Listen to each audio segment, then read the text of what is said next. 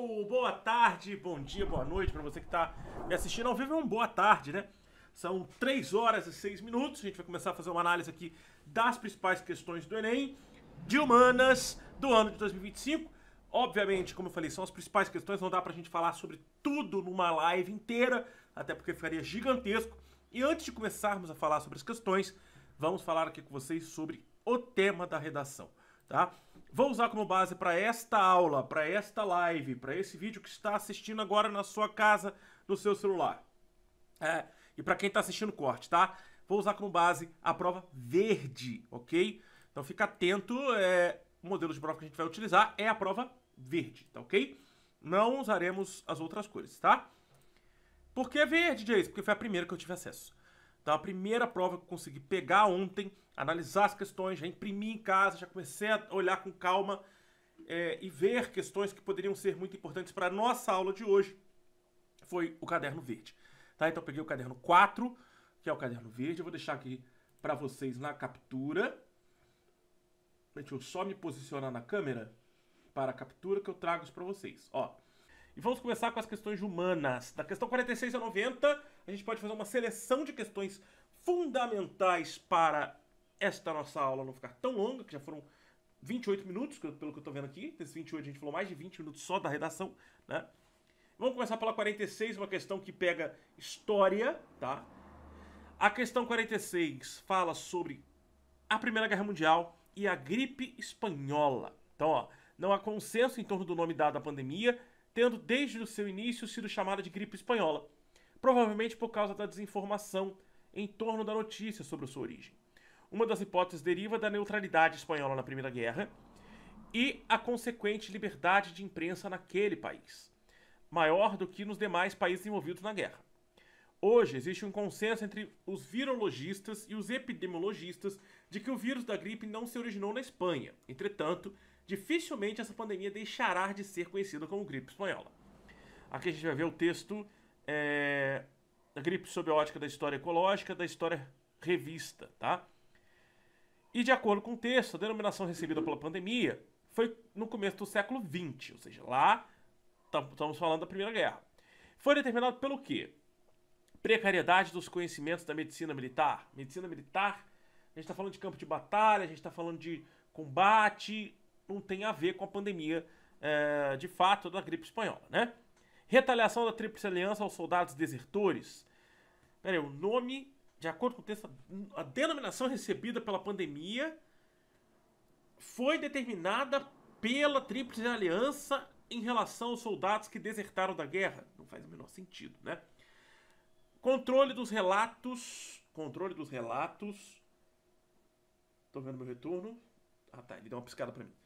Controle dos relatos oriundos do campo de batalha. Então, tem a ver com determinado por quê? Pelos relatos oriundos dos campos de batalha. Então, a gente sabe que ela foi chamada de gripe espanhola provavelmente por causa de uma desinformação em torno da notícia sobre sua origem. Então, são relatos que vieram dos campos de batalha dizendo que a gripe veio da Espanha. Então, são desinformações que foram levantadas durante a guerra, a Primeira Guerra Mundial, de que essa gripe ela veio da Espanha para os campos de batalha. Afinal de contas, a Espanha não participava de forma neutra da Primeira Guerra. Então, havia essa história falada, ou história oral, entre os soldados, entre os médicos da época, e obviamente a gente sabe hoje que não tem ligação direta com esse boato. Então, há uma determinada, o nome é determinado pelos boatos oriundos dos campos de batalha da Primeira Guerra Mundial. Então, letra C, tá? A gente tem um gabarito prévio, lembrando que isso não é o gabarito oficial do Enem, isso é só um gabarito prévio das análises que eu fiz dentro da prova do Enem, de ontem à noite para agora, tá? Menos de 24 horas. Além dessa análise que eu não fiz sozinho, obviamente, né? Eu fiz também observando a análise de outros professores de geografia, histórias, filosofia e sociologia, ciências humanas de forma geral. Tá? Então eu analisei ali tudo que foi levantado pelo pessoal do Poliedro, o pessoal do Farias Brito, o pessoal do Guia do Estudante, pessoal do G1, tá? Então todo mundo que fez esses levantamentos ao longo da noite de ontem, com os gabaritos prévios publicados, eu fiz uma compilação aqui, analisei da minha maneira também as questões para chegar num ponto comum. Então, possivelmente, pelas análises que eu vi, a resposta seria a letra C, para essa questão, que no Caderno Verde é a questão 46. É uma questão de história, tá? Para você destacar aí, eu quero entender o que é história, o que é geografia, o que é filosofia, o que é sociologia. Aqui a gente está falando de história, tá? Questão 47. Questão 47 fala sobre cultura, né? Então tá falando aqui no texto 1 que a partir do século IV, com os imperadores ditos cristãos, o teatro e a dança foram condenados. O batismo era recusado aos que atuavam no circo na pantomima, e em 398, no Concílio de Cartago, os que iam ao teatro nos dias santos foram excomungados. No texto 2 fala que a dança, no ato litúrgico, cumpre tanto um papel de adoração quanto mercadológico. Então, a dança no ato litúrgico ele pode ser interpretado num papel de adoração ou mercadológico. Não há à toa a aceitação, expansão e investimento nessa prática percebida massivamente pela ampla divulgação, principalmente nas redes sociais. A expansão e ampliação por via de festivais, aulas, cursos, palestras, consolida a criação de um mercado específico para este público. Que o primeiro texto é História da Dança e o segundo texto é a Dança Gospel. Olha que interessante, o segundo texto, inclusive, publicado na Federal da Bahia. A percepção sobre dança e a cultura corporal apresenta aspectos relacionados respectivamente a... Então aqui, gente, olha, apesar de ser sobre dança, ele não está falando exatamente sobre dança, está falando sobre uma prática social, isso aqui é sociologia, apesar de ser sobre dança, dança aqui está na área da educação física, que é expressão corporal que está ligado a linguagens, tá? Então essa questão, ela poderia estar lá na prova de linguagens tranquilamente, porque está falando de educação física também, tá? Mas aqui ela está entrando na área da sociologia. E aqui, observe o seguinte, a gente faz uma percepção sobre a dança e a cultura corporal apresentada nos textos, tá? Então, respectivamente, o que a gente está vendo no primeiro texto e o que a gente está vendo no segundo texto. No primeiro texto, a gente está vendo o seguinte: dogmatismo religioso. Por causa dos dogmas religiosos, há uma punição para aqueles que fazem a dança.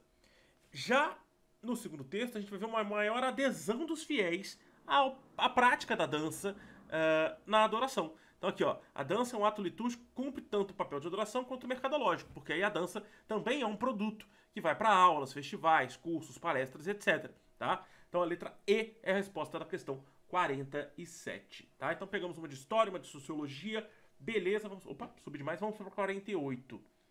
48 é geografia, falamos de êxodo urbano. E aí, êxodo urbano é uma palavra, é um termo que a gente não vai encontrar na geografia com muita frequência. A gente vai ver muita crítica ao termo e é o que está acontecendo na questão 48. A ideia do êxodo urbano assume ares caricaturais, pega a mais reduzida parte da pirâmide social e projeta para todos os desejos defensivos. Se o êxodo urbano for compreendido como aquisição de uma segunda residência, então não estamos de fato falando de um êxodo. Então quando a gente está pensando no indivíduo que mora no Grande Rio, está morando ali no Rio de Janeiro, a pessoa mora ali na região de Botafogo, tá? E ela decide comprar um imóvel em Itaipava, ok? Na região serrana do Rio, que é uma área fora da região metropolitana, que é uma área do interior do estado, que é uma área aconchegante até, né? E ela decide comprar um outro imóvel lá. Isso não é êxodo urbano. Ela está adquirindo um imóvel de campo, né? Uma casa de campo, uma casa para que ela possa passar final de semana, feriado, ou até mesmo alugar para um Airbnb, ok? Então ela não está fazendo esse movimento de sair do centro urbano e ir para o meio rural. Se o êxodo urbano for compreendido então como um retorno aos municípios menos povoados, então o indivíduo saiu, a família desse indivíduo saiu de Barra Mansa, no interior do estado do Rio, e foi morar no Rio de Janeiro, foi morar em Nova Iguaçu, foi morar, sei lá, em Niterói, né, uma área mais urbanizada, com maior agitação, próxima à região metropolitana do Rio. Se ela está ali e um belo dia ela decide voltar para Barra Mansa, esse retorno, essa migração de retorno, também não configura uma questão de êxodo urbano, tá? E isso é entendido aqui, ó. Se o êxodo urbano for compreendido como um retorno aos municípios menos povoados, então não estamos de fato falando de êxodo urbano, mas de um movimento de migração de pessoas cuja estabilidade no emprego e a elevada renda lhes permite simular nas ilhas urbanas do interior agropecuário a vida urbana metropolitana. Então eu saio da minha vida urbana metropolitana e volto para o interior, lá em Barra Mansa, mas mantendo a minha conexão com o meio metropolitano, mantendo a minha rotina metropolitana dentro de Barra Mansa. Se a gente traz isso, por exemplo, para Volta Redonda, que tem grandes shoppings, grandes centros comerciais, também faz sentido, né? Então eu não estou só migrando para uma região com menor população porque eu estou fazendo o êxodo urbano. O êxodo urbano, ele compreende que eu estou saindo do meio urbano e indo para o meio rural para trabalhar e viver do meio rural, ok? Não estou indo para Barra Mansa para trabalhar e viver do meio rural. Estou vivendo no meio urbano ainda, então não é um êxodo urbano, ok? Então a crítica apresentada no texto evidencia uma dinâmica socioespacial marcada pelo quê? Então a gente está na questão 48 do Caderno Verde, só para lembrá-los. Na questão 48 do Caderno Verde, a gente está falando de seletividade do deslocamento populacional. Então a gente está falando da letra E, a gente está falando da crítica feita no texto, evidencia essa dinâmica socioespacial que é marcada por selecionar o seu deslocamento populacional. Então eu estou selecionando para qual lado eu vou, para onde eu vou. Eu seleciono que eu vou para Itaipava para ter uma casa de campo. Eu seleciono que eu vou para Barra Mansa ou Volta Redonda para morar no meio urbano. Então é uma seletividade do deslocamento populacional. É processo migratório e não tem a ver com o processo do êxodo de fato, ok? Questão 49, né? Invenção dessa nova anatomia política não deve ser entendida como uma descoberta súbita, mas como uma multiplicidade de processos, muitas vezes mínimos, de origens diferentes, localizações esparsas, que se recordam, que se repetem ou se imitam, apoiam-se uns sobre os outros e esboçam, aos poucos, a fachada de um método geral. Encontramos-los em funcionamento nos colégios, muito cedo, mais tarde, nas escolas primárias, no espaço hospitalar e na organização militar. O texto indica o seguinte aspecto de disciplina como ferramenta política. Então aqui a gente está falando de filosofia, não é? Então a questão 49, a gente está observando que há uma relação direta do controle. A disciplina, ela é controle. Então letra A, expansão das técnicas de suplício, não. Judicialização das relações de poder, também não fala em momento algum sobre o assunto. Dissolução das distinções de nobreza, não falou em nobreza em momento algum no texto, tá? E capilarização das práticas de controle. Então, lembra, disciplina é controle. Especularização das medidas de penitência, não é. Letra D de dado, tá? Lembrando que o gabarito eu vou deixar para vocês no final da live, para vocês terem acesso, tá bom? Questão 50, geografia, Rio Reno. Bacia do Reno Ruhr é a bacia hidrográfica mais industrializada do planeta Terra, fica no centro da Europa, passando por toda a Alemanha, tá? E a gente está pensando nesse texto, olhando para esse texto, pensando em aqui, ó, uma rota de navegação confiável, ajudando a criar gigantes fabris ao longo de suas margens. Está falando sobre a seca desse rio e como isso vai afetar. Isso mostra a crise climática e como isso atinge as economias dos países ricos. Qual é o efeito econômico do problema ambiental apresentado no texto? Então a gente está falando aqui que a falta de água, a redução do fluxo de água nos leitos do Rio Reno, né, dos rios que estão ligados à bacia do Rio Reno, reduzem a produção, reduzem o impacto economicamente as indústrias da região da Alemanha, né, que são indústrias essas que dependem desse rio para escoamento, inclusive, de mercadoria para chegada de matéria-prima. Então a gente está falando aqui de uma logística ligada ao transporte, tá? Então a gente está falando que há um encarecimento da logística de transporte, porque agora vão ter que ser criadas outras rotas, outras vias para a logística empresarial, fabril da Alemanha, tá? Questão 51.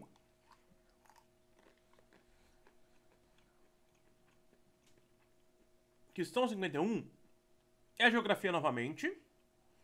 Tô comendo amendoim aqui, que eu precisava comer alguma coisa salgada. Então, questão 51. Nós estamos falando novamente de geografia, tá? E a questão 51 na prova verde tá falando sobre espaço geográfico. Então, dos 10 aos 15 anos de idade, Virgínia adorava acompanhar seu pai aos domingos naquela sinestésica feira de São Cristóvão, né? A feira de cultura nordestina, de tradições nordestinas de São Cristóvão, no Rio de Janeiro. Talvez por ser o maior elo que ela experimentava com o mundo exterior, a sua casa. E visto assim, agora, tão íntimo e próximo de algo que ela ainda não sabia, mas que seria, no futuro, a sua própria casa, Paraíba. Então, dá pra entender que ela morava no Rio de Janeiro. O pai gostava de frequentar a feira ali de São Cristóvão, ela frequentava junto com o pai, isso criou uma afetividade muito forte e depois, no futuro, ela foi morar na Paraíba. E olha bem que interessante. Depois fala de Dona Didi, que costurava sob medida. E ela costurava sob medida várias coisas, sempre em casa e rodeada pelos 4 filhos pequenos do casal, desdobrando-se para dar conta de toda a responsabilidade sem trégua que isso demandava. Então a gente tem que pensar que esses dois momentos, essas duas histórias, são histórias afetivas e que ocupam espaços sociais. E o que o texto quer, o que a pergunta, qual é o comando da questão? No texto, associam-se à vida dos personagens por apresentar o quê? Se a gente está falando de afetividade, na geografia a gente está falando de lugar. A gente pode falar de paisagem, pode falar de ambiente, a gente pode falar de lugar, a gente pode falar dentro do espaço geográfico, a gente pode falar de vários locais, várias localidades, várias formas de chegar ao espaço geográfico, mas quando a gente fala de afetividade do espaço, a gente está falando de lugar, tá? Então são histórias conectadas e recordações do lugar. Então a gente está ligando diretamente ao afetivo, recordações de lugar, ok? Aqui na questão 51, letra A. 52. Se tem data, é porque a gente está falando de história, né? Em 1872, havia mais de 1 milhão de votantes, correspondentes a 13% da população livre. Em 86, votaram nas eleições parlamentares pouco mais de 100 mil eleitores, ou 0,8% da população total. Houve um corte de quase 90% do eleitorado. O dado é chocante, sobretudo se lembrarmos que as tendências de todos os países europeus da época era a direção de ampliar os direitos políticos. O mais grave é que esse retrocesso foi duradouro. A proclamação da República não alterou o quadro. Então aqui a gente está falando da cidadania no Brasil, de acordo com o texto. A participação do processo eleitoral brasileiro, após a reforma de 1881, sofreu uma variação que se explica pela... E aí a gente vai pensar. Pode ser pela restrição de gênero? Pode. Mas, de fato, em 1872 a mulher também não poderia votar, né? Exclusão dos imigrantes, que também já eram excluídos antes. Comprovação de domicílio, que também não faz sentido, porque também antes não tinha comprovação de domicílio como exigência, né? O que vai mudar é a exigência de uma alfabetização. Só quem tinha acesso ao letramento era possível para essa pessoa escrever o nome do indivíduo que ele ia votar, ou ler o nome do indivíduo que ele ia votar e marcar na cédula. Então, apenas 0,8% da população total. Letra D de dado, tá? Obrigatoriedade do sufrágio é só para confundir a cabecinha de vocês. Quer dizer, letra E quer dizer obrigatoriedade do voto, tá? Que a gente tem hoje no Brasil. Então aqui, ó, 52, história, tá? Para quem tem dúvida da disciplina. 53. Geografia de novo. Pela falta de chuvas, a geração de energia eólica, solar e térmica atingiu níveis recordes em agosto de 2021, quando as hidrelétricas ficaram com cerca de 50% da sua capacidade total. Para um professor da UFBA, essa queda não é uma surpresa. Não aconteceu de uma hora para outra. Se olharmos o mapa do Brasil, é aí que vem a graça, ó. Se olharmos o mapa do Brasil, olha 53 ao lado da 51. Os dois são sobre espaço geográfico, tá? A gente olhar para o mapa do Brasil, um dos grandes provedores de água é a floresta amazônica. Rios voadores, a gente está falando da floresta amazônica ter essa capacidade de evapotranspiração. Se você diminui a floresta, diminui também a quantidade de água para a atmosfera. Aí isso vai diminuir o ciclo da chuva e dos rios voadores. De acordo com o texto, a dificuldade na produção de energia é causada pela alteração de quê? Variável em pesquisas meteorológicas, paisagens em locais estratégicos, demandas das regiões industriais, metas de acordos climáticos ou geologia em áreas naturais. Aqui a gente está falando de espaço geográfico. A gente tá falando de paisagem.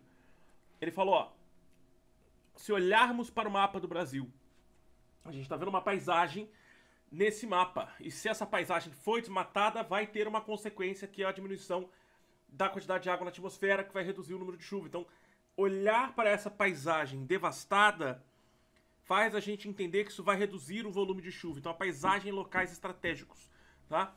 Então, a produção de energia é causada pela alteração na paisagem de locais estratégicos. Letra B de bola. Questão 53, né? 54, vamos falar de filosofia. Adam Smith, pai do liberalismo. Aqui ele tá falando. Adam Smith viu um açougueiro e um padeiro, não só como indivíduos buscando seus interesses financeiros, mas como pessoas moralmente motivadas dentro de uma sociedade. A base da moral era a empatia e o julgamento, instaurando uma distinção entre o que queremos fazer e o que sentimos que devemos fazer. Aqui, ele está falando sobre a questão do reconhecimento desses indivíduos na sociedade.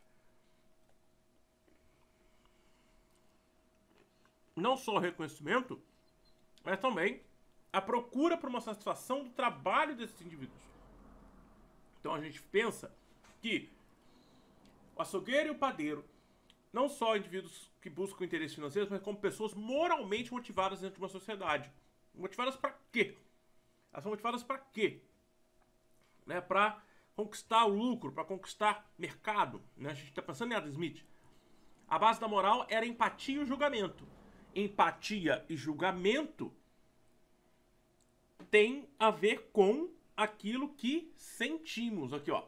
Entre o que queremos fazer e o que sentimos que devemos fazer. Fazer, querer fazer, sentido de... sentimos que queremos fazer são coisas subjetivas e não, de fato, objetivas. Então aqui a gente está falando da procura de uma satisfação subjetiva do indivíduo, tá? Então, letra B, filosofia, letra B. 55. O corpo de cidadãos é o poder supremo do Estado. A gente está falando de Estado, está falando de sociologia. Aqui ele fala sobre minoria e todos. É um texto do livro Política, de Aristóteles. E aqui o excerto encontra-se a base da teoria clássica das 3 formas de governo representadas. E é a prova, a questão mais fácil dessa prova. Questão 55 é a questão mais fácil da prova verde, tá? Na sua prova, não sei qual é o número que ela vai aparecer, mas era a questão mais fácil de ciências humanas, tá? 55, a gente vai observar que é letra E. Monarquia, aristocracia e democracia. A gente tá falando em Aristóteles, esses 3 estruturas de governo, né, pensadas ali. Monarquia, monarquia, poder na mão de aristocracia, o poder na mão da minoria, e o poder na mão do povo, ou de todos, seria a democracia, tá? Então, exatamente na ordem, respectivamente, representada. Questão 56, a gente está vendo uma imagem que representa aí uma sociedade do século XVIII, né? Observando aqui, então, no texto 2, a gente está vendo uma imagem que representa uma sociedade do século XVIII. Ok? Ok, beleza. No texto 2, antigo centro de economia do mundo... Antigo centro da economia mundo europeia, no século XV, no final do século XVII, no início do século XVIII, Veneza ainda era uma cidade cosmopolita, onde orientais podiam sentir-se em casa. Olha lá, onde fica Veneza. Fica no nordeste da Itália, é uma ilha com grandes comerciantes, foi uma ilha muito importante para o comércio no Mediterrâneo, para a Rota da Seda, para a expansão marítima comercial no norte da África, principalmente na Idade Moderna, tá? Então a gente está falando de história nessa questão. Qual é o elemento de condição cosmopolita da Veneza na Idade Moderna? Está explicitado no texto. Fala aqui no texto 2, quando a gente observa que há uma variação de realidades e de inter-relações dentro de Veneza. Veneza ainda era uma cidade cosmopolita onde orientais podiam sentir-se em casa. Então, é uma relação tão grande que a gente vai ver, isso que é o Fernando Brodel, que escreveu, né, O Tempo do Mundo, e a gente vai ver que há uma relação por todo o Mediterrâneo em Veneza. Então, Letra C, integração do comércio do Mediterrâneo. Isso aqui a gente está na questão 56, tá? Questão de história. 57, o direito não é a justiça. Então a gente está falando de direito, justiça, força de lei. A gente está falando de filosofia de novo. Direito é um elemento do cálculo. É justo que haja um direito, mas a justiça é incalculável. Ela exige que se calcule o incalculável. E as experiências aporéticas são experiências tão improváveis quanto necessárias da justiça.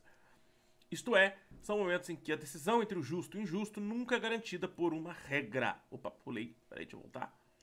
Então aqui a gente está falando nas alternativas, ó, de acordo com o texto, ainda que estejam em desconformidade com o ordenamento jurídico, são exemplos de ação justa. Então, aqui na questão 57, os casos de desobediência civil. A desobediência civil é uma forma de protesto justo, né, justa, que não vai ter aí a questão armamentista, né, não vai ter o armamento. A desobediência civil é algo muito interessante que a gente vai ver, por exemplo, em Mahatma Gandhi, tá?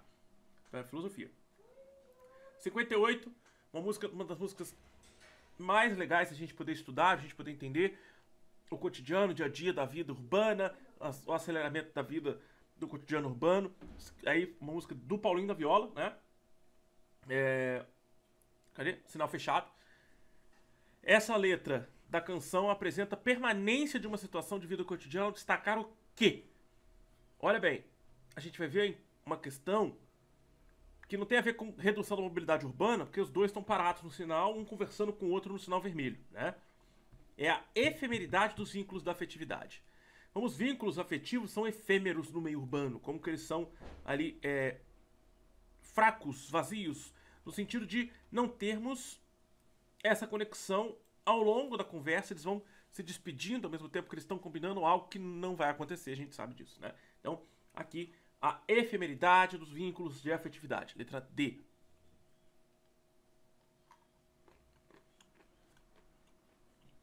Questão 58.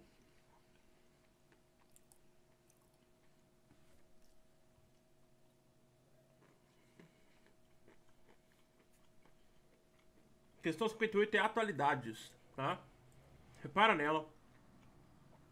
Para o país originado da antiga Iugoslávia, o mundo de nome, a mudança de nome, é uma estratégia política.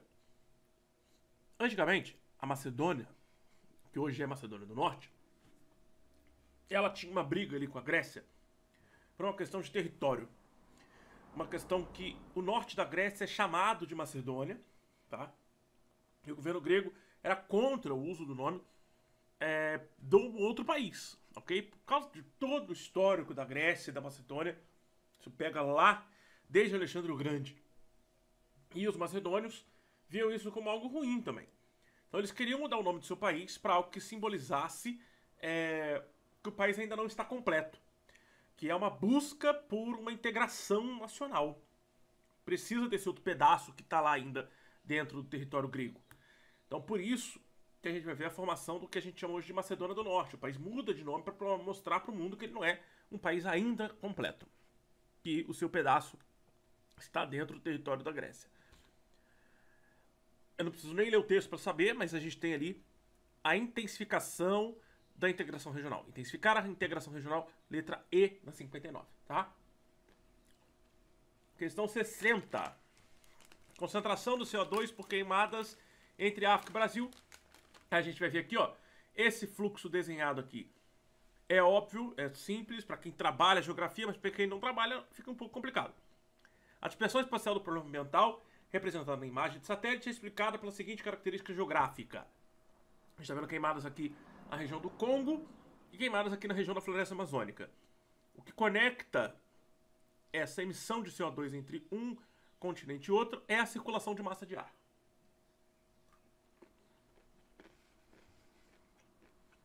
Ok? Se eu estou falando de queimada em grande floresta, emissão de CO2, eu não posso estar falando de ausência de frente fria, de ocorrência de chuva de relevo. Quando eu tenho a palavra homogênea ou algo derivado disso em alguma questão do Enem, ela está sempre errada. A amplitude de temperatura média, ela pode até acontecer por causa das queimadas, mas não tem a ver com isso. Ele quer uma característica geográfica. A característica geográfica é a circulação de massa de ar, letra D de dado na 60, tá? 61. No século XVIII, então lembrando, 60 é geografia, 61 já é história. No contexto do século XVIII, o autor propõe uma reflexão radical acerca da arte da eloquência, restringindo-a... Ah, não, isso aqui nem é história, não, é filosofia mesmo. E aí, filosofia não é meu forte, galera. Filosofia não é pegada. Vou colar o gabarito, tá? Lembrando, o gabarito vai estar no final para vocês aí disponível também, tá bom? Pegando aqui, 61.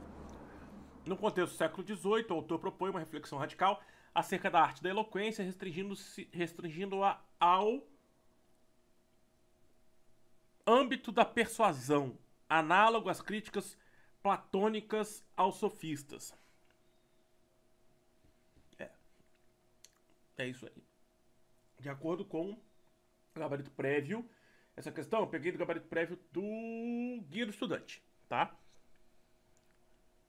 Direitos do homem constituem uma classe variável. Então aqui ele está falando dos direitos do homem e do cidadão, algo que vem lá da Revolução Francesa e vem se expandindo, tá? Os direitos humanos agora, né, mais atuais, pós-Segunda Guerra Mundial. Os argumentos apresentados no texto sustentam que os direitos humanos são variáveis porque os considera como. Então olha só, eles são variáveis, eles vão variar ao longo do processo histórico por um motivo. Qual é o motivo? As convenções coletivas. Porque à medida que vai mudando as convenções coletivas, também vão mudando o sentido dos direitos humanos. Né? O porquê que eu devo, ou qual é o ponto que eu tenho que atingir esses direitos humanos. Né?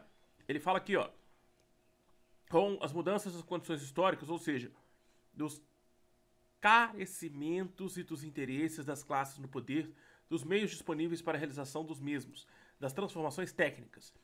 Direitos que foram declarados absolutos no final do século XVIII foram submetidos a radicais limitações nas declarações contemporâneas.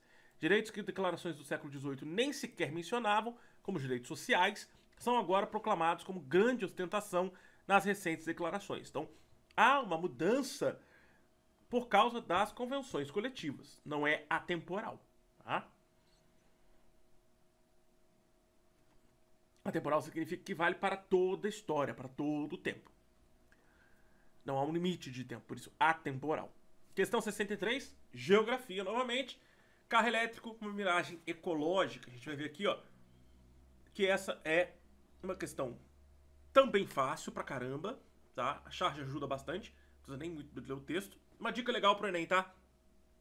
Bate o olho no comando da questão e nas alternativas, depois você volta pra ver o texto, ok? Porque às vezes você ganha tempo com isso. Muitas vezes isso está solucionado já logo ali de cara. Por exemplo, vamos ver essa questão aqui, a 63, ó. No que se refere ao desenvolvimento sustentável, a charge e o texto indicam uma contradição no uso da tecnologia alternativa derivada dos seguintes aspectos. Necessidade de fontes não renováveis. Ponto. Tá? Por quê? Porque eu preciso de uma fonte não renovável para abastecer o meu carro elétrico. Ok? É uma miragem ecológica. Isso que o texto está criticando aqui. Então, letra a questão 63. 64. Roda dos expostos na Bahia. Isso aqui a gente está falando de século XVIII, a gente está falando de história na 64. A instituição apresentada no texto justifica-se pelo... Então, a instituição que é essa? Roda de expostos em Salvador, na Bahia, data de 1726. Tá? Que instituição é essa? Qual é a relação dela? Na 64 a gente tem uma instituição que vai ser justificada pelo preconceito de natureza socio-religiosa, porque as instituições de roda de expostos é uma instituição católica, e a gente fica um pouco mais claro isso no texto, quando a gente desce um pouquinho e fala, ó, cadê? Essa assistência fundamentava-se em práticas caritativas, de caridade, paternalistas e imediatistas que visavam o cuidado básico da criança, especialmente a salvação da sua alma via batismo. Então, é ligado à religiosidade. Então, letra B, preconceito de natureza socio-religiosa, tá? 65. A missão dos governantes consiste em promover a felicidade da sociedade, punindo e recompensando. A parte da missão do governo que consiste em punir constitui mais particularmente objeto da lei penal. Então aqui a gente está falando de filosofia novamente. Sociologia, desculpa. Qual perspectiva de justiça emerge da relação estabelecida no texto entre punição e felicidade?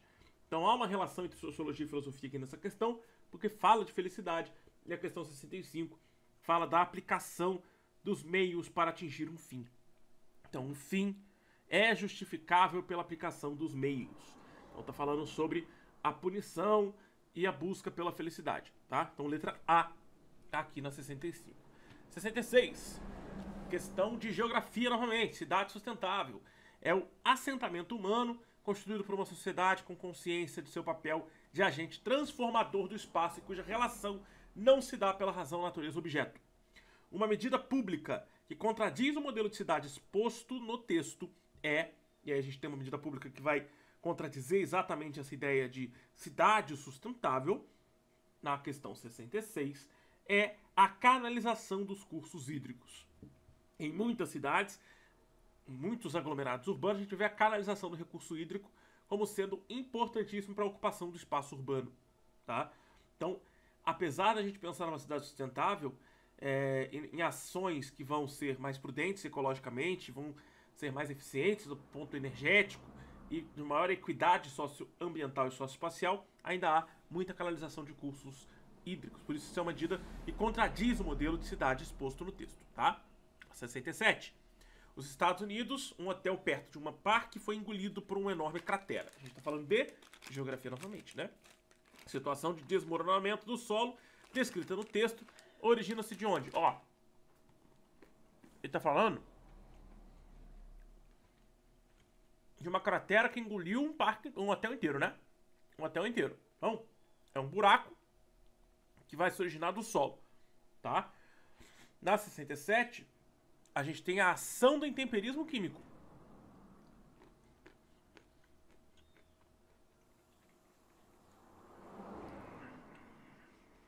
Os afundamentos são um fenômeno comum na Flórida por causa das formações de calcário e argila no subsolo.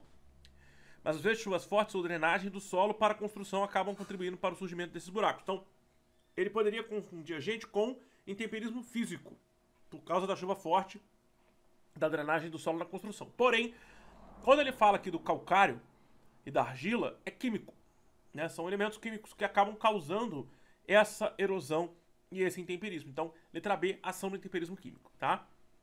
Geografia novamente, né? 68. Moradores de Berlim protestaram contra a demolição de um trecho do muro. Dividiu a cidade durante quase 3 décadas.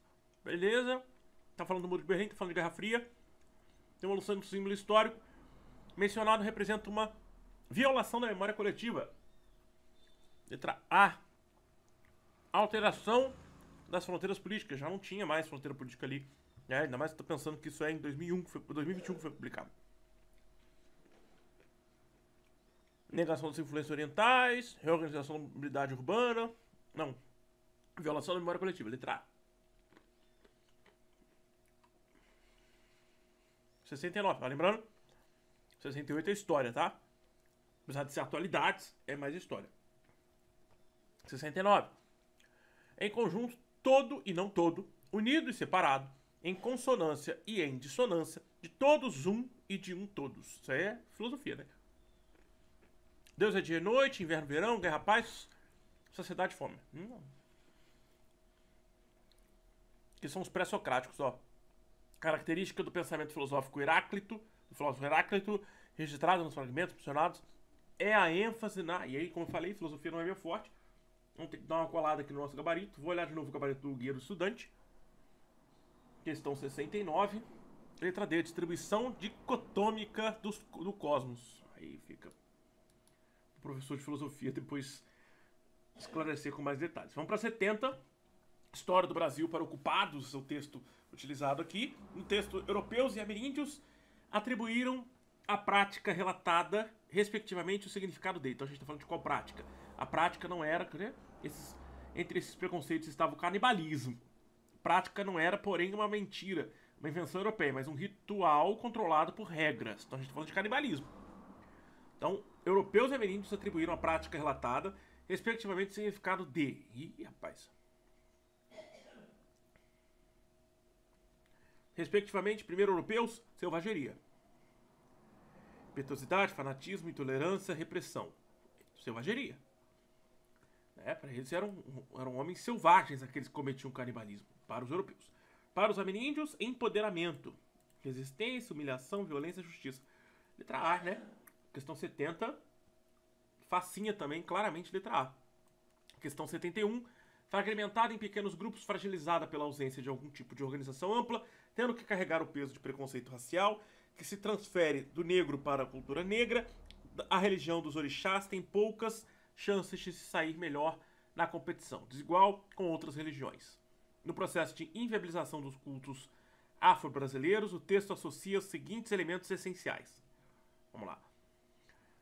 Letra A, ausência de soluções partidárias e rejeição da laicidade, precariedade da coesão representativa e recusa da alteridade, insuficiência das estruturas decisórias, exclusão de dialogicidade, inexistência de direitos constitucionais e negação do ecumenismo, efemeridade das relações políticas e debilidade do pertencimento étnico. Questão 71. Precariedade da coesão representativa e recusa na alteridade. Letra B de bola. Questão 72. A partir do século XIX, principalmente no século XX, iniciou-se o uso... Aqui lembrando a filosofia, tá? Anterior aqui a 70... pulei uma página. 71 é filosofia. 72 é geografia. A partir do século XIX, principalmente no século XX, iniciou-se o uso de produtos sintéticos na agricultura. No Brasil, a partir da década de 60 e posteriormente na década de 70, os inseticidas ampliam sua fatia no mercado dos defensivos agrícolas. Nos espaços agrícolas, a mudança técnica descrita provocou a diminuição de quê? As mudanças técnicas com o uso de inseticidas ampliando a fatia de mercado, provocou a diminuição da diversidade de polinizadores naturais. Questão 72. Provocou a diminuição da diversidade de polinizadores naturais. Que a gente está falando do uso cada vez maior de inseticidas e defensivos agrícolas. A gente está falando de produtos químicos, né? Reduzindo o uso de produtos naturais. Pulei. Aqui, vamos voltar. Então, questão 73. Pesquisa pioneira no Brasil propõe o uso de energia do solo para climatizar edifícios. Geografia de novo. Para o sistema elétrico brasileiro, a expansão de tecnologias, como descrito no texto, representa uma tendência de... lembra que eu falei? Homogeneização nunca é o ponto certo. Sempre é o ponto errado. Então, não é a letra A. Tendência de ampliação do consumo de unidades residenciais, redução da pressão sobre usinas hidrelétricas, letra C, com estagnação do consumo e superação da necessidade de recursos renováveis. Letra C, na questão 73, tá? Redução da pressão sobre usinas hidrelétricas, coisa que ele já citou numa questão anterior, ali, a pressão sobre usina hidrelétrica. Questão 74. Durante a realeza e nos primeiros anos republicanos, as leis eram transmitidas oralmente de uma geração para outra. A ausência de uma legislação escrita permitia aos patrícios manipular a justiça conforme seus interesses. Que é a cidade antiga do Fustel de Coulanges, um texto publicado pela Martins Fontes em 2000. Esse texto, obviamente, de Roma Antiga, história antiga, a gente está falando de história, né? Então, a conjuntura sociopolítica da Roma Antiga, conforme apresentada no texto, foi contestada pelos... E aí a gente está vendo aqui, foi contestada por quem? A conjuntura sociopolítica da Roma Antiga, da monarquia romana, foi contestada por quem? Estrangeiros, camponeses, nobres, plebeus ou monarcas. Os monarcas queriam expandir o código jurídico. Os plebeus que almejavam participar da vida política. Os nobres que desejavam superar a relação de dependência. Os camponeses que aspiravam diminuir a jornada de trabalho. Ou os estrangeiros que ambicionavam acessar o espaço público.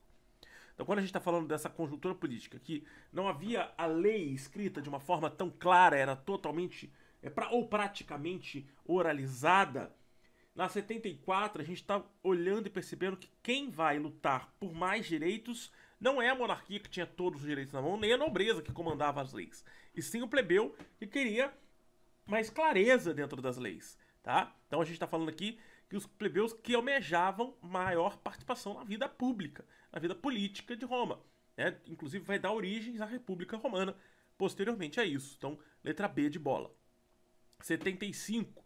Povos indígenas têm o direito de manter, controlar, proteger e desenvolver o patrimônio cultural. Direitos reconhecidos no texto representam que multiplicidade de troncos linguísticos, ampliação de influências externas, complexidade dos saberes tradicionais.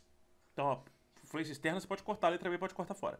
Sofisticação de práticas de sobrevivência, corta também. Diversificação da economia de subsistência, corta também. A gente está pensando aqui, então, ou em multiplicidade de troncos linguísticos ou em complexidade de saberes tradicionais.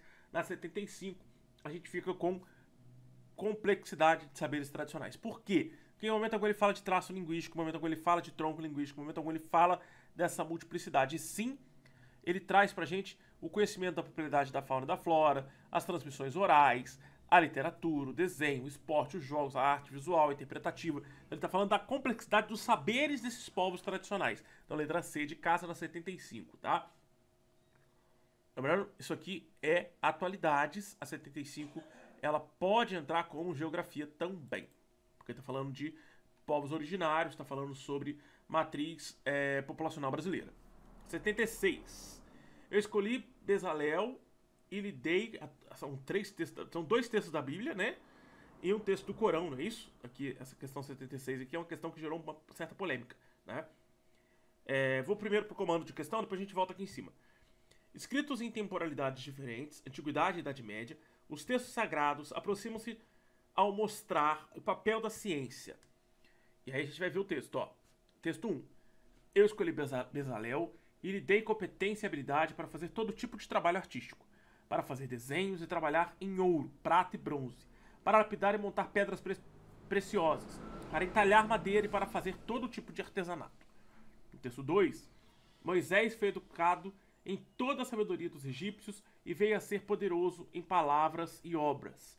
E no texto 3, no Corão, se conhecesseis a ciência certa, logo renunciarias à ostentação. Então, escrito em temporalidades diferentes, os textos sagrados aproximam-se ao mostrar o papel da ciência para crescimento religioso, movimentos sectários, emergência das universidades e escolas confessionais, não. Avanço na intolerância e rivalidades nacionais, também não. Preservação das tradições e rituais místicos, desenvolvimento social e práticas laborais. A gente está pensando, quando a gente olha os três textos, prática laboral está no primeiro texto, né? A gente está falando de palavra, poder, obra. Então aqui, letra E seria da 76. Letra E. Que a gente está pensando em prática laboral, quando a gente fala trabalhar madeira, prata, ferro, bronze lá em cima do Bezalel. A gente está falando do Moisés, que foi educado pela sabedoria egípcia com palavras poderosas e seguir a obra. Os escritos ali também do Alcorão, né, do Maomé, que pensa sobre a ciência, logo renunciarias à ostentação. Então é uma preservação de tradições ao mesmo tempo que você tem um desenvolvimento social e práticas laborais. Então a gente está pensando na letra E. Você está desenvolvendo a sociedade a partir de práticas de trabalho, né? Beleza, letra E. Uma questão que gerou polêmica porque cita a Bíblia, cita também o Corão. Uma questão de filosofia, tá? Quando a gente fala de religião, a gente está falando de filosofia. Questão 77. Em 1914, uma expedição estudantil saiu da Rússia em direção à América do Sul, sendo considerada a segunda campanha científica da Rússia no continente, depois de longa viagem do Barão de Longsdorff pelo interior do Brasil na primeira metade do século XIX. O empreendimento foi enviado pelo Museu de Antropologia e Etnografia de São Petersburgo e integrado por 5 jovens cientistas, sendo 2 zoólogos, 2 zoólogos, 2 etnógrafos e 1 antropólogo, cujo objetivo era a coleta de material de valor biológico e etnográfico para compor a coleção nas instituições que participaram do seu financiamento. A expedição passou por países como Brasil, Paraguai e Argentina, resultando em amplo material manuscrito e algumas publicações, além dos objetos coletados. Então, a Rússia no Brasil no início do século XX. Falamos de história. Além de significado científico, o evento mencionado conectava-se a um projeto nacionalista de caráter. E aí, projeto nacionalista de caráter imperialista e colonizador, militar e disciplinador, lúdico e filantrópico, mercantil e predatório, religioso e humanitário. Ó, mercantil e predatório não é porque não fala em momento algum de mercador, de mercado, tá? Militar e disciplinador também não é porque não fala em momento algum de questões militares, ok? Lúdico e filantrópico poderiam se encaixar no sentido... Aqui embaixo é um milho, tá? Deixa eu ter um milho de pipoca. Lúdico e filantrópico a gente poderia encaixar porque tem a questão da filantropia, mas ao mesmo tempo a gente tem que entender que não é uma questão de levar a mercadoria, levar esses itens, né? Que ele fala de publicações e objetos coletados. Levar esses objetos coletados, essas publicações, para uma ilustração do que é a América, tá? Também não tem a ver com religião, porque no momento como ele cita religião, ou as diferenças religiosas entre a questão da América Latina e a Rússia, mas sim um avanço de uma sociedade imperialista e colonizadora. A gente está falando de 1914, a gente está falando do princípio da Primeira Guerra Mundial, tá? Que ainda tem essa ideia de neocolonialismo imperialista da Europa. Apesar da Rússia ser uma Europa oriental, ela tem o seu braço nos czares, que são um braço do Ocidente na Europa Oriental. Tá? Então, letra A, a questão 77. Estamos acabando, hein? Questão 78. Em decorrência da naturalização da inferioridade social da mulher e da concepção da justiça de Estado baseada na igualdade abstratamente concebida, torna-se possível convencer o Estado burguês a conceber e implementar políticas públicas cujo conteúdo se define pela discriminação positiva das mulheres. No contexto atual, qual medida atende ao tipo de política pública abordado no texto? Então a gente está pensando que o Estado burguês, a conceber e implementar políticas públicas cujo conteúdo se define pela discriminação positiva de mulheres, embora isso aparentemente seja paradoxal. Então a gente tem que entender que no contexto atual, qual medida atende ao tipo de política pública abordado no texto? Qual medida que a gente vai observar na sociedade, isso aqui é sociologia, tá? Faz sentido com o texto. Por exemplo, quando a gente olha para essa discriminação positiva ao separar a mulher do homem no feminicídio, por exemplo. Na agressão, na perseguição, na injúria. E a gente traz aí a letra E com a criação da delegacia especializada, como o caso da delegacia da mulher, tá? Fica aí uma dica que quem criou esse projeto da delegacia da mulher foi o ex-presidente Michel Temer. Não na época dele como presidente, mas sim na época dele como deputado, tá? 79. Cidade justa é governada pelos filósofos. Aí a gente está falando de filosofia de novo. Né? Enquanto a anterior a gente falou de sociologia, a gente fala de filosofia nessa. O texto apresenta a estrutura de governo da cidade ideal pensada por Platão, que postula uma indissociabilidade entre... E aí, como eu falei, filosofia não é nosso forte, vamos voltar para o guia do estudante, que eu posso ver aqui o gabarito. Com calma. Letra E. Ética e exercício do poder. Tá? Então, Platão está muito associado à ética, né? Então não tem jeito. Vai falar de ética, vai falar de Platão. 80. A impressão régia do Rio de Janeiro foi criada pelo decreto de 13 de maio de 1808 para dar continuidade à nova sede do Império Português. Estamos falando de história. A função política da tecnologia mencionada no texto, que é a imprensa, favoreceu a nova sede do Império Português por estabelecer normativas ideológicas aos periódicos. Isso aqui é letra A de cara, né? Dá pra gente matar a letra A, mas não é tão simples assim, né? Propagar as diretrizes administrativas às capitanias. Capitanias hereditárias já nem existia mais em 1808. Já era província. Divulgar as conquistas das metrópoles europeias. Não, porque as metrópoles europeias estão tentando se segurar e se salvar de Napoleão Bonaparte. Integração das regiões territoriais ao poder central. O uso da imprensa para manipulação e centralidade de poder é fundamental para o Brasil Império naquele período que nós estávamos vivendo aqui no Brasil, período que a gente chama de período joanino, né? Quando a família real chega no Brasil, no Rio de Janeiro, em 1808. Difundir as publicações da elite lusitana. Não, porque a elite lusitana ficou lá, né? Quem conseguiu escapar para cá, escapou. Quem não conseguiu, ficou lá preso em Portugal com a chegada das tropas de Napoleão. Então, aqui, o que faria mais sentido é entender que Até então não existia imprensa na colônia. A imprensa da colônia vai passar a existir agora. Então não há um estabelecimento de normas ideológicas para os periódicos, e sim divulgar integrar as regiões territoriais ao poder central. Então levar a imprensa oficial do Estado para todos os cantos das províncias da colônia centralizaria o poder e mostraria quem está no poder, onde está o poder, que era no Rio de Janeiro, com a família real portuguesa. Então aqui letra D seria a resposta da 80, tá? 81. Com o objetivo de auxiliar a prevenção do combate a incêndios no Cerrado. Então a gente voltou a falar de geografia, né? Em relação à causa ambiental, o uso de tecnologia mencionada indica o quê? Que tecnologia é essa mencionada? Vamos ler. Centro de sensoriamento remoto, uso de sensoriamento remoto de mapas digitais, né? A influência da produção orgânica, relevância da infraestrutura viária, significância da cosmologia nativa, importância de pesquisas acadêmicas e interferência de interesses estrangeiros. Vamos olhar de novo. O FMG desenvolveu um modelo computacional capaz de rever o comportamento do fogo. Opa, importância de pesquisa científica. Falou do FMG lá em cima. Então, letra D, tá? Beleza?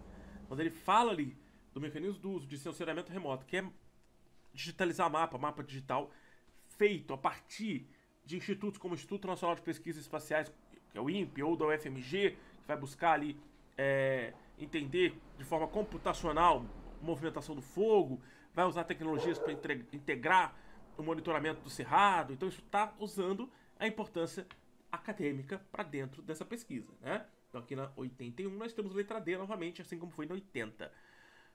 Beleza, 82. 82 temos dois textos, ó. Publicados na primeira metade do século XX, os textos apresentam que? O primeiro fala que o cinema constituía um encanto indefinível. Além do entretenimento delicioso das vidas alheias por meio dos filmes, o pretexto amável para os encontros de olhos, para a mostra dos vestidos, para as tagarelices, para os vizinhas de cadeiras. Um texto de 1940. Já o texto 2 é um texto de 1925, do Diário de Pernambuco, fala que o pouco caso da seleção dos filmes para serem exibidos nos espetáculos diurnos tem sido causa dos inúmeros dessabores sofridos pelos progenitores que levam seus filhos ao cinema. Em toda parte, tanto nas casas de famílias como nos colégios, só se ouve a petizada falar em fitas, em artistas cinematográficos, nas proezas de William Hart ou nas façanhas de Mutt. Publicadas na primeira metade do século XX, os textos apresentam o quê? Conclusões semelhantes sobre o mesmo suporte midiático, né? Então, gera esse encanto, né? É um entretenimento, gera um pretexto para os encontros, ok, mas aí a gente tem que pensar que há uma crítica no texto 2, né? Não é O texto 1 fala bem do texto do cinema, da questão social do cinema. O texto 2 já fala preocupado com a questão do cinema, incluindo nas escolas, né? Então, o texto 2 ele vai argumentar mais sobre a questão de pensar ainda o cinema fora do cinema. E aí, ó, argumentos contrários sobre o mesmo tipo de diversão, certo? Então, letra B de bola. São argumentos contrários, o texto 1 e o texto 2. Penúltima página? Penúltima página. Belezinha, penúltima página. Vamos lá. Questão 83. O que eu queria ter sido? Então, a reflexão contida no texto faz referência aos pressupostos de uma doutrina ética representada pelo quê? Então, estamos falando de ética, estamos falando de filosofia. Então, como eu falei filosofia, a gente está consultando lá o gabarito do Guia do Estudante, tá? Então, essa questão seria pensamento altruísta, letra C. 84. Independência de pensamento, autonomia e direito à oposição política estão perdendo a função crítica básica numa sociedade. Sociologia. Qual é a característica da sociedade industrial do século XX apresentada no texto? Independência do pensamento, autonomia de direito e oposição política estão perdendo a função crítica básica numa sociedade que parece cada vez mais capaz de atender as necessidades dos indivíduos através da forma pela qual é organizada. Nas condições de um padrão de vida crescente, o não conformismo com o próprio sistema parece socialmente inútil. principalmente quando acarreta desvantagens econômicas e políticas tangíveis e ameaça o funcionamento suave do todo. Ideologia da sociedade industrial.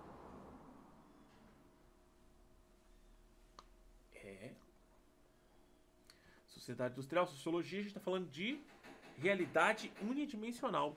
Realmente eu não acertaria essa. Essa aqui eu não conhecia. Mas é a letra D, realidade unidimensional, tá? 85. Do ponto de vista administrativo e judicial, a desapropriação da fazenda Cabeceiras, localizada na região sul do estado do Pará, é a primeira da história motivada pelo desrespeito à função social de um imóvel rural, como prevê a Constituição Federal, em decorrência da exploração de trabalho em condições análogas à escravidão. Na realidade, essa desapropriação não se deu apenas pela ocorrência da relação do trabalho extremamente degradante, mas também pelas graves infrações ambientais verificadas na fazenda, o que também configura um ataque à função social da terra, de acordo com os preceitos constitucionais. O texto considera a promoção de justiça como um mecanismo de manutenção da ordem agrária, legitimação da propriedade privada, hegemonia das classes dominantes, revisão das desigualdades econômicas, homogeneização da distribuição. Lembra, homogeneização, cara, nunca é a resposta. Tá aqui na 85, letra D de dado. Revisão das desigualdades sociais.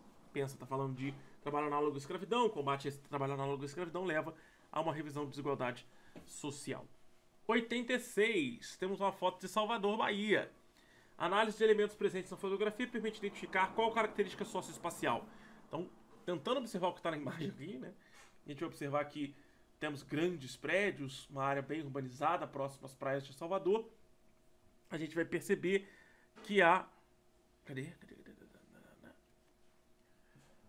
um processo de verticalização urbana na 86. Olha a quantidade de prédios que a gente vai ver em Salvador. Isso é verticalização urbana. A gente está verticalizando a cidade, colocando prédios na cidade. Questão 87. Difusão pelos cônegos do ideal apostólico. A gente está falando de espiritualidade na Idade Média.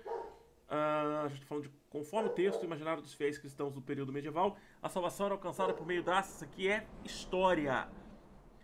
Palavra escrita, práticas litúrgicas, ações voluntárias, ideias missões e celebrações coletivas. A gente está falando de práticas litúrgicas. Na 87, ações voluntárias. Conforme o texto imaginário, conforme o texto, vamos ver. Contribuíram para fazer nascer os eremitas, os pregadores errantes, que na sua esteira propagavam temas evangélicos, contribuíram para fazer nascer entre os fiéis o desejo de se erguerem ao nível espiritual do clero e de obterem a sua salvação, sem que para isso tivessem que renunciar ao seu estado. Pela primeira vez, a igreja entreabria as portas da graça em benefício da totalidade dos fiéis, colocando como única condição a sua partida para o Oriente. Então eles tinham que ser voluntários na busca pelas cruzadas. Então é uma ação voluntária, a letra C. 88. Utopia. A gente está falando de filosofia de novo. De acordo com o autor, qual a função da utopia no contexto das transformações sociais? Letra B, apontar possibilidades possíveis. Vamos ver se eu acertei essa. Letra B, apontar alternativas, possibilidades possíveis. As alternativas possíveis. Utopia, eu estou imaginando possibilidades, imaginando alternativas, tá? 89. Produção e exportação brasileira no ranking mundial de 2019. Isso aqui a gente tem no nosso site, tá? No historiastudio.com.br. Nós temos lá carne bovina, soja, suco de laranja, café e açúcar. Tá? Esses 5 estão no nosso site. A quantidade que a gente produz, a quantidade que a gente exporta, de acordo com o IBGE, nem é de acordo com o SDA, é de acordo com o nossa empresa brasileira de geografia e estatística, nossa instituição, né? Então, qual condição favoreceu o cenário produtivo exposto na figura?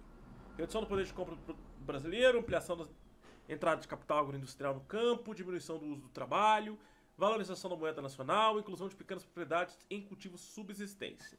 Então, a gente está pensando aqui que só é possível o Brasil produzir as toneladas que produz e ser o primeiro lugar em café, laranja, e aqui ele coloca a gente como o segundo maior produtor, carne bovina, carne de frango e açúcar, e o maior exportador em todos esses que eu citei, né?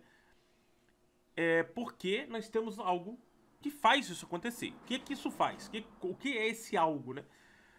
de acordo com a questão, nós temos uma ampliação da entrada de capital agroindustrial no campo. Ou seja, há maiores investimentos no campo, há maiores investimentos de capital agroindustrial, há maior investimento financeiro na agroindústria nos últimos anos, o que faz o Brasil assumir essas posições tão grandes, né?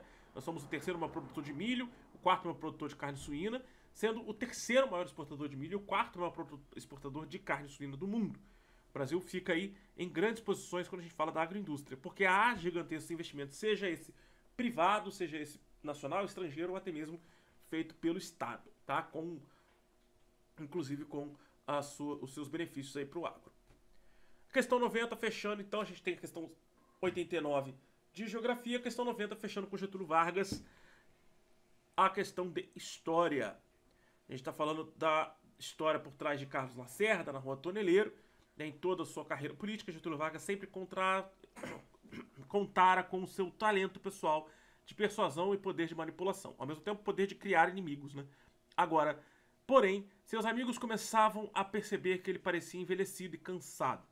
Principalmente, e o principal figura de oposição, concordavam com ele. Era o belicoso jornalista Carlos Lacerda. Se ao menos pudessem removê-lo do cenário político, talvez Vargas se salvasse da situação. Esses seguidores decidiram tomar o assunto em suas próprias mãos com o atentado na Rua Toneleiros. E aí a gente está com base no texto Brasil, de Getúlio a Castelo, né, publicado no Rio de Janeiro de 2003 e adaptado aqui para essa questão. E nesse contexto, a ação de aliados de Getúlio Vargas teve como consequência imediata, e aí ó, intensificação dos ataques do grupo udenista, intervenção dos sindicatos no conflito partidário, mobilização da sociedade em defesa do governo, abandono da censura aos meios de comunicação ou apoio de parlamentares aos candidatos de oposição. A gente teve uma maior quantidade de ataques do grupo udenista, né? Tanto que isso vai gerar, né, o atentado na Rua Toneleiro, que vai levar à queda de Getúlio. Mais uma vez a gente vai ver Getúlio caindo graças ao atentado cometido contra Carlos Lacerda. E aí quando a gente fala de Rua Toneleiro, a gente tá lembrando do tiro que era para ser em Carlos Lacerda, atingiu o segurança, que estava ligado às Forças Armadas, que vai ajudar o Carlos Lacerda a inflar as Forças Armadas contra Getúlio e o fim da história de Vargas no Brasil. Então aqui a resposta da 90 é a letra A. Espero que vocês tenham entendido aí a minha correção. Vou deixar o gabarito para vocês disponível no nosso site, tá? Quem quiser contribuir, ajudar, colaborar com o nosso projeto durante todo esse momento de vídeo, seja aqui você que está vendo o corte, seja você que está vendo a live, seja você que está vendo o vídeo já fechado, tem aqui do lado um QR Code para você nos ajudar. Aqui embaixo também tem o link para o nosso Pix, para vocês nos ajudar e a contribuir cada vez mais com o nosso projeto, levando um maior crescimento e desenvolvimento. Se você quer fazer o nosso curso preparatório de Ciências Humanas para o Enem 2026, nós vamos abrir as vendas em 2025 ainda. Em dezembro a gente vai fazer a nossa Black Friday, nossa Black de dezembro, com vários descontos, seja para o PISM, seja para o Enem ou o ERJ do ano que vem, tá bom? Te vejo no próximo vídeo, numa próxima live, no próximo momento. Até mais, valeu, falou!